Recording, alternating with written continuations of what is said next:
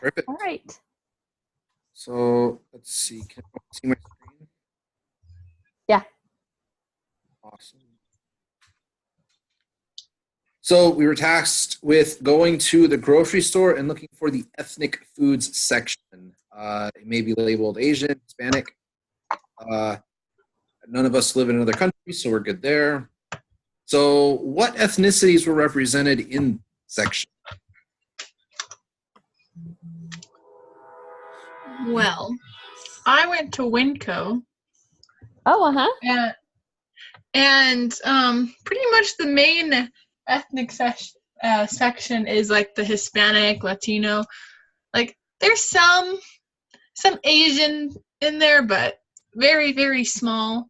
So I kind of focused on like the Latin American portion.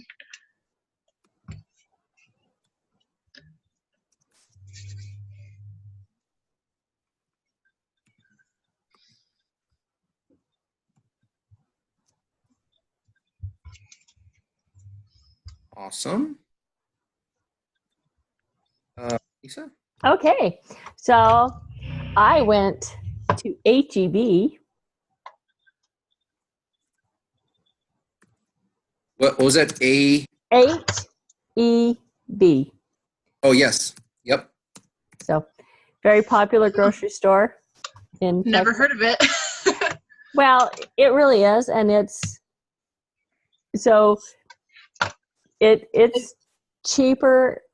It's not like going to like a Winco, but it's cheaper than going to like a Safeway or an Albertsons Yeah. or a Smith's or Bash's.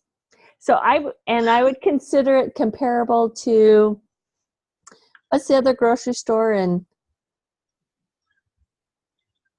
Arizona? Fry's. Fry's. It's comparable to Fry's. So HEB is comparable to Fry's. Anyway. Are you originally from Arizona? So we lived in Arizona for 8 years. Oh, okay. So and I originally wanted to name my daughter Basha. And then we moved there, and I was really glad I didn't, because she would have been named after the grocery store. Yeah. It's okay. So anyway, I went to HEB, and so there's quite a large Hispanic population around here. So there is Hispanic, like a Hispanic aisle, but Hispanic food is intermingled everywhere. So like it's not just on the Hispanic aisle. You can go to like tortillas are with the bread, and they have they make their own tortillas in the store, and they make some other, I don't know, thing. And then there's the candy, and like in the Hostess bread aisle or whatever, the Hostess aisle, they have the Hispanic muffins and buns and stuff. Mm-hmm. So there's a small Asian section, but there's just a lot of, Hispanic food is being intermingled throughout the whole store, not just, but if you want to go get, and there's like 3 or 4 places for salsa. You can get fresh salsa in the produce aisle. You can get salsa with your chips. You can get salsa in the Hispanic aisle. And then you can get, over in the dairy section, they have a cream cheese salsa. So anyway, and then, so they have a small Jewish section. And I know this because when I taught seminary, we did Passover every year. We had a Passover meal. And so anyway, so I know they have a small Jewish section. So. Nice. Okay. So I also went to Winco. That's where I shop down here. And like Ashley said, it's probably laid out the exact same way. Main ethnicity of the food that was represented is the Hispanic and Latino food. There is a very small Asian section, but it's like 4 feet of actually 4 or 8 feet of food, so it's not that much. Other than that, there's Hispanic, the Asian section, and then the Jewish section, and I think that's about it. There's not any other ethnicities that are really represented as having their own section in that store. I've never even seen a Jewish section unless I'm just totally oblivious. And Well, they'll have food that's kosher. Oh, they do have a Muslim section at HEB as well that has like the whatever they have to do to their food, the challah, whatever.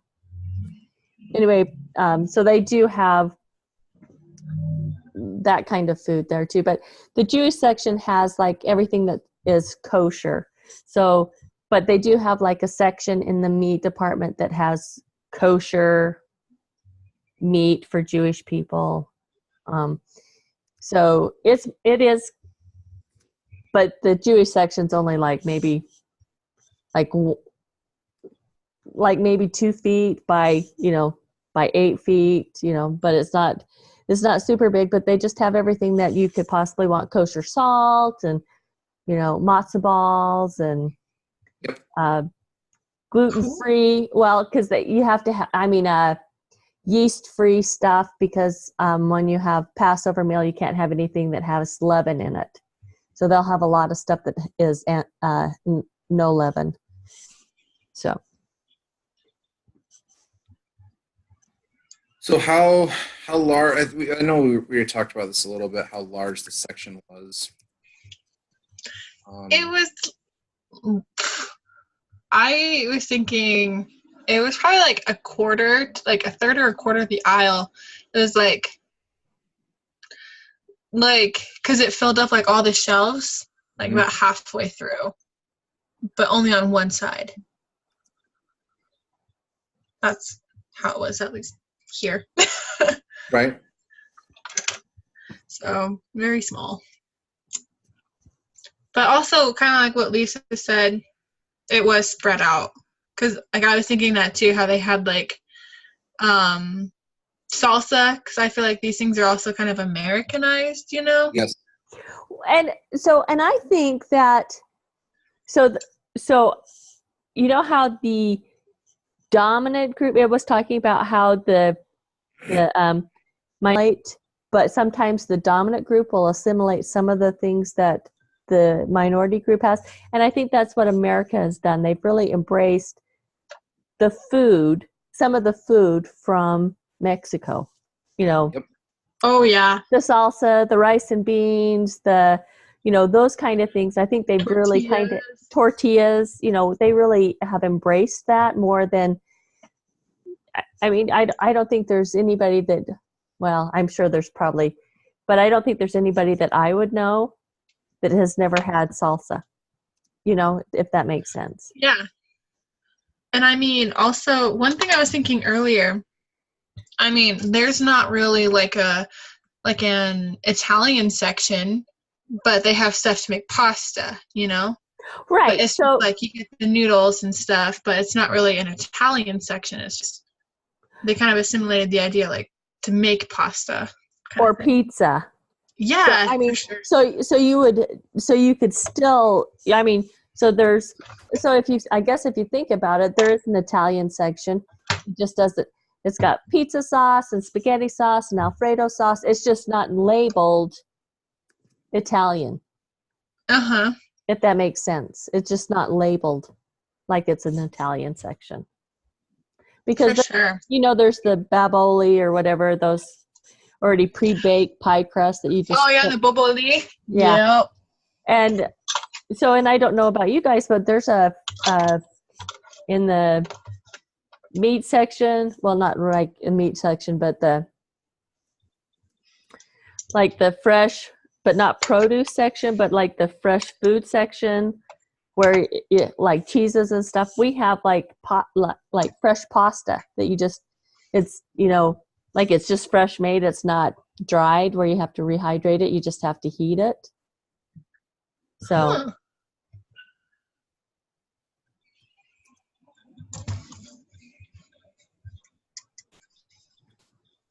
but I didn't think about the Italian food, but you're right. And then there's French bread. Everybody likes French bread. Uh-huh. Very true. I And think pastries. spaghetti. Oh, go ahead. Yeah. Well, no, sorry. But I think spaghetti and pasta and pizza are just so Americanized that we really don't think of it, as being ethnic. right. It's kind of the same with like Mexican food here. Like, I don't really consider it ethnic food, just because it's so popular and prevalent. Well, and it's common.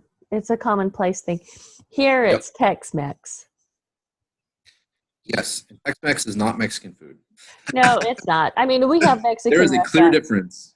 Oh yeah, we have definite Mexican restaurants, but then you have places that serve Tex-Mex. Yep. Yeah. So list 5 foods you found in this section. How common are they in the typical American diet? Actually, I mean, we did kind of go over it already, how you found like salsa, tortillas, stuff like that. But what I found exclusively in like this section was like certain types of flour, because you got like the corn flour and the wheat. They also have like different types of sugar. Yeah. I made a list, but I saved it on my computer. But yeah, so that's pretty much like what I found, and then like a lot of like refried bean options or different spices that, I mean, these things could be used like in American culture and like everyday life, but these are like especially for Mexican or Latino food, Mm-hmm. Mm-hmm. So, and then like their own types of paste, like desserts. They had like their own packaged desserts too. Mm-hmm. I found stuff I ate on my mission, and I was like, I need to buy these, but I didn't.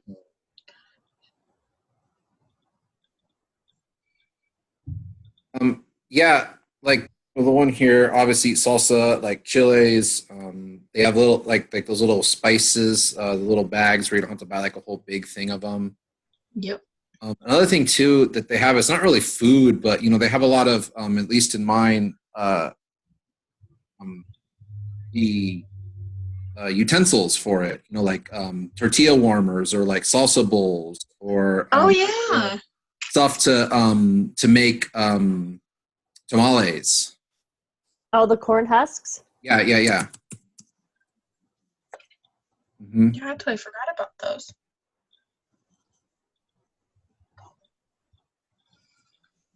Mm-hmm.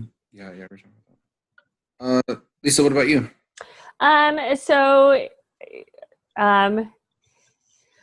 Well, let's see. So things that I found on that aisle. So the canned enchilada sauce. Mm-hmm. And we always buy that, the green and the red. I find that I like the green much better. But anyway, so but I find that people, I mean, I feel like that's at least in this area, it's pretty common. Tomatoes, the Rotelli tomatoes that have that are already seasoned. Yeah. And the Mexican rice and beans. I'm hungry now. Yeah, and so and they have. I'm trying to say a few different things than you guys, so that it's not always. So it's not like we. I mean, of course, I saw all the same things. They also had. like I know it's not really Mexican, but Tabasco sauce. Like, but that it's on that aisle, you know, that hot.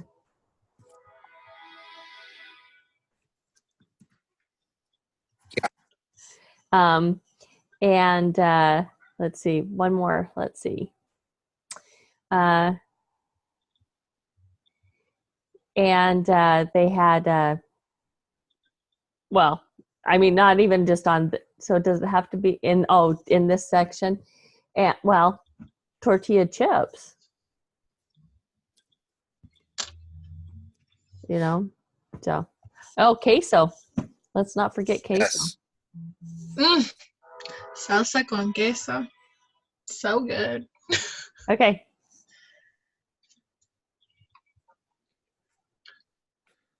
So look around the rest of the grocery store. Do you see any foods that are originally from another country that are not grouped in the ethnic foods area? Okay. Wouldn't you think this kind of goes along with the idea of like Italian foods? Yeah. You know, pasta. We're talking about pizza.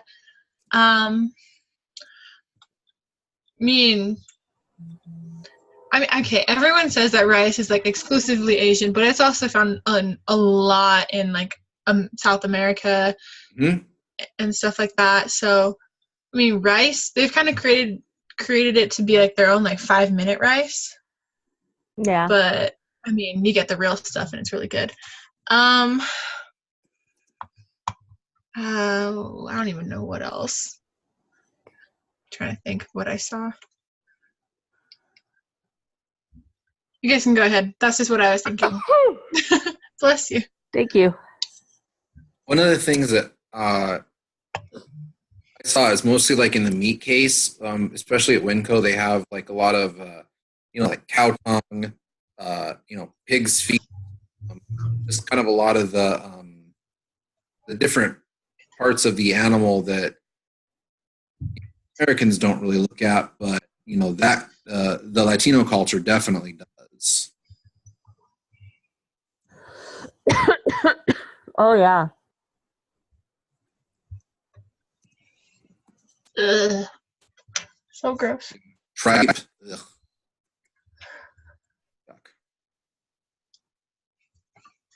Just make sure you don't eat liver. I can tell you, it does not taste good. Oh, I can't stand the smell of it cooking. My husband loves it, but I. Ugh.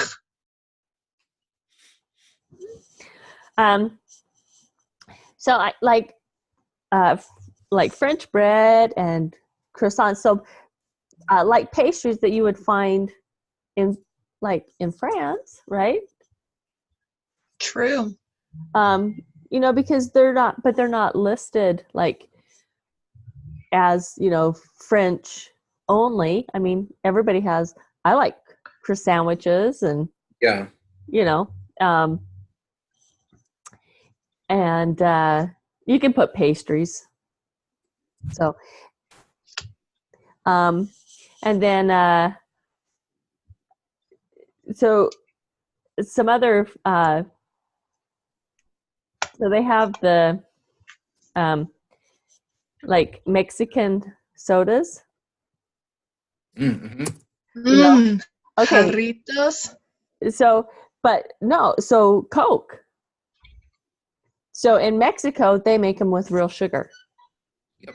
They do. They don't use. So that is a really big thing here. People really want that real sugar. So anyway, I realized Mexican sodas are, the glass bottle sodas, and the Mexican water, is it Topico or whatever? I can't think of the name of it. But I remember you guys did that cider vinegar stuff before. So anyway, but I think that those type of things. All right. Compare your findings with your group. Okay. What trends do you see that are common with grocery stores you visited? Are there any major differences?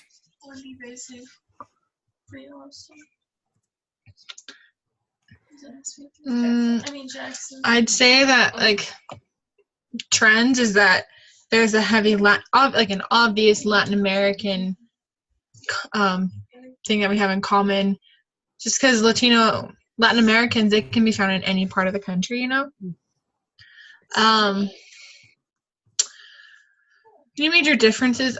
Like honestly, being here in Rexburg, there aren't too many like crazy differences, I think, and like there aren't like any heavy Asian influences. Like most people here are like middle class white people. Let's be honest. Like over in Idaho Falls, same thing. Like we're all kind of the same, so we all go for like the same thing.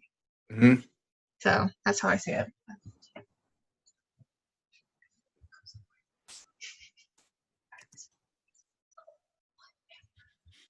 Yeah, I mean, definitely the Hispanic presence.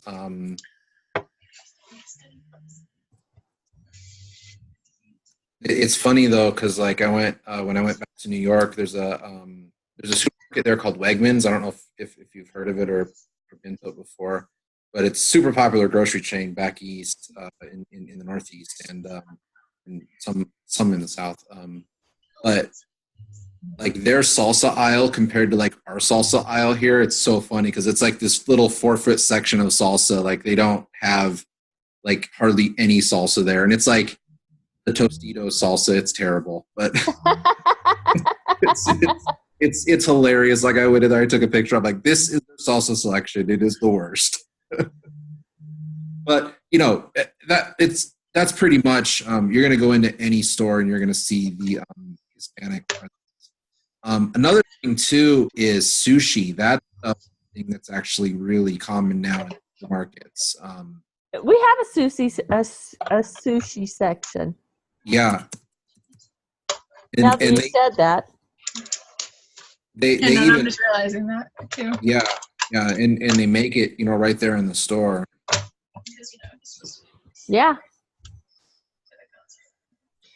You're right. I didn't even think about that, but. And it's like, are you ready for the concert? And I was like, let's see differences. I mean, I guess what I just said about Wegmans. Yeah.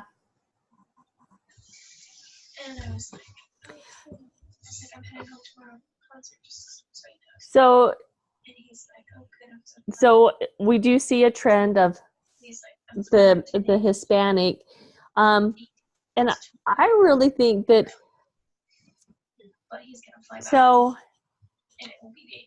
one thing that I have not seen, and I guess I really didn't look, is Indian food.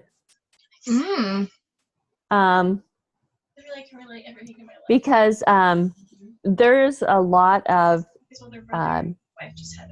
people from India in our area. I mean, I see them all the time. I go to the gym with a lady that her name's Minnie, Mini, Minnie. And she's from India, and but I didn't see a section for their food. But I think that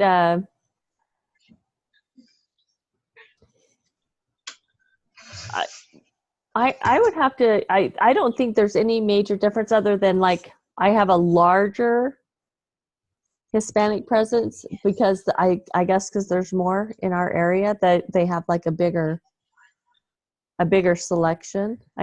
So like there's another HEB that I don't go to very often that has a huge Hispanic section, but they have a lot of Hispanic clientele. And the only reason I don't go to it is because it's just not easy to get in and out of. And it's not very close to my house. So. Yeah, that's the same here. There's like specific like whole supermarkets here. One of them's Food City that's, you know, just before, it just caters to that Yeah.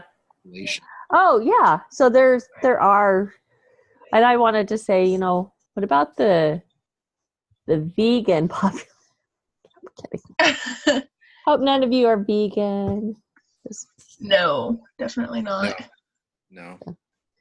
Because I mean, they have like, they get like, soon they'll have their own little sections too. I mean, they make a whole bunch of vegan foods already. But okay. So, which of the factors affecting assimilation, manner of entrance, time of entrance, demographic factors, cultural similarity, or visibility seems to influence food availability the most? Why do you think this is the case? So for me, I think it's demographic factors. Because that affects what kind of food they are, you know, they are purchasing for the grocery store. I mean, I'm sure that they're looking, I'm sure that they look at, supermarket managers look at the demographics of the area to see and then know who's going to be coming. That's why the one store that's over closer to a Hispanic neighborhood is going to have like more. I mean, mine is a multicultural HEB, and so you have like different versions, but so I would say that definitely demographics plays a part in why that they shelf what they shelf. Yeah. Yeah, I definitely agree. Go ahead. No, go ahead, Mark. I would have to say demographic as well. Being in Arizona, we're the exact same demographic as what Texas would have. So it would definitely be that, just that we're a border state.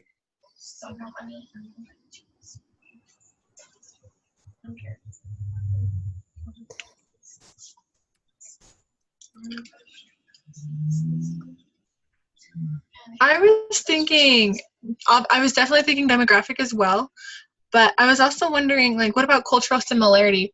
Because maybe I have like the wrong idea, but like being here in Rexburg, you have so many return missionaries, so many, Right. And they've served all over the world, and they want to, make the food that they had while on their missions. And it's the same down in Provo. You go to Provo and you'll see so many different stores that you normally wouldn't see in every other place. But I think, demographic is definitely a part of that, like definitely a factor for sure, because, in Idaho Falls, which is about 30 minutes from here, most of those people are just middle class white people getting like all the same food, but you also have that little Latino section, and it definitely helps like return missionaries that served in South America. Like I can go make a Peruvian dish if I wanted, because they have some of the most basic things, so it depends on where you are, but also like culturally, you want to recreate like that culture. So kind of supply and demand based on where you're at in a way. Does that make sense? Yeah. Okay. Just want to make sure. So, and I think that plays a big part, because they're looking at, so cultural similarity may be, the option to where you've actually assimilated somebody else's culture. Like, so we eat like, so we have Taco Tuesday, we have Italian, Thursday. I mean, so we kind of incorporate all those different cultural types of foods. And because for me, that's how I grew up, was just eating all those different types of foods. But anyway, okay.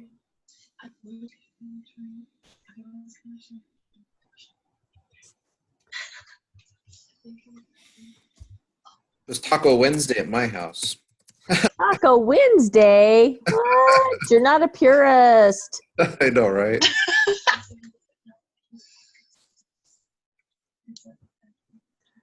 So, when our kids were in school, we did theme nights. So, and when they come home, we still do theme nights, but then we do it around a movie.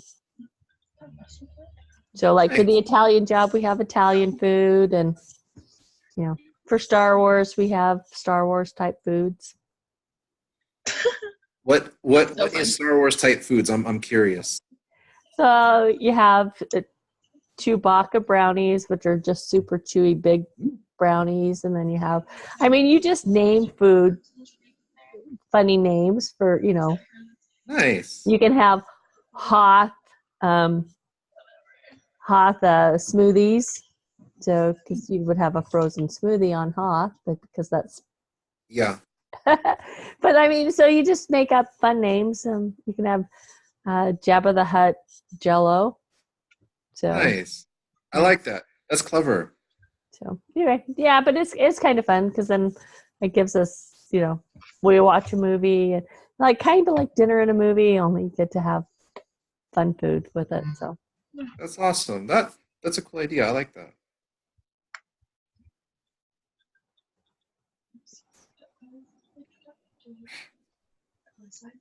Which model do you think best explains the availability of ethnic foods in the grocery store? Cultural assimilation, structural assimilation, equalitarian pluralism, or inequalitarian pluralism? Why? You may want to consider how other groups influence the American diet or the ability for groups to maintain their traditional food culture. I was just figuring it all out. wow.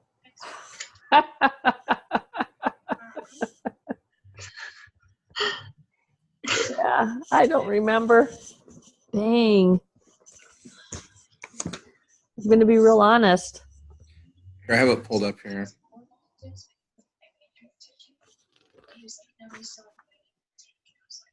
Great, that's like a whole other semester. But I think I'm gonna just do it in my off track online. Do a few classes. I can graduate some points. So cultural assimilation, the adoption by one ethnic groups of another's, usually the dominant group. But it can go back and forth, right? Yeah, I think so. Structural assimilation is the increasing social interaction between the different groups at the primary and secondary. Let's do structural because that's where it's back and forth. I think. Yeah. I would think that would be the correct way because we're accepting other types of people's food, right? There's a lady at work where I work, and she makes the best homemade tortillas ever. And she makes them at work, and they're just like the best thing ever. I would say that. And that's because we have incorporated other people's foods into not that I'm like a WASP, because I'm not Protestant, right? But anyway, I am white Anglo-Saxon. So.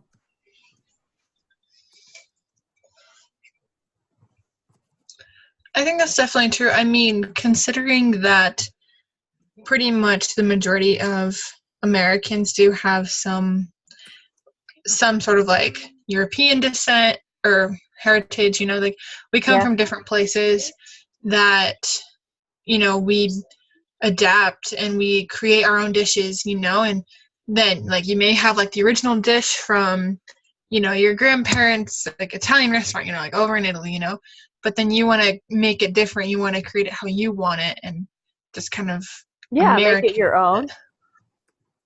Yeah. And so I definitely think the same thing as well. Like the dominant has definitely accepted the minority, but they kind of added their own twist to it. Yeah.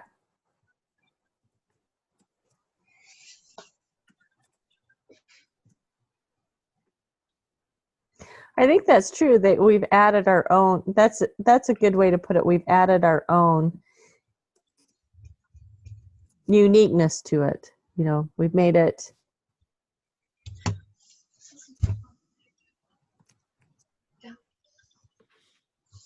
Well, I mean, that's the same way with like Americanized Mexican food. You know, I mean, it's like, we, chicken tacos, beef tacos. Right.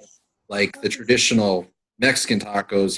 They're like street tacos, and they're tripe and cow tongue and cow brains, and those are all disgusting. I've had them all, and they're terrible. Oh, thanks for sharing. Yeah, but the Americanized version, right? We're like, where's the chicken? Where's the beef? Where's the pork to a lesser extent? So we Right. just the main meats. True.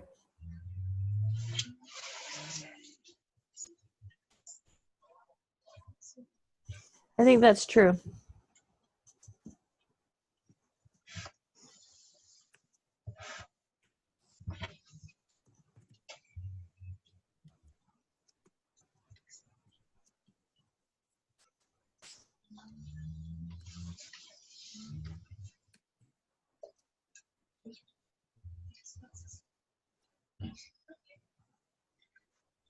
I have it to take winter 2020. Oh, there's a word for cow brain. I can't remember what it is. I'll have to look it up. Ugh. More classes each semester because they're so. Yeah, but they're also. Is that it? I think that's it. What? I think so. Cow brain tacos, that is disgusting. Yeah, there's a word they call it. I just can't remember what it is. I'll look it up. Ugh. I believe Yeah. Yeah. tacos de celebre de vaca. Well. So gross. Ew.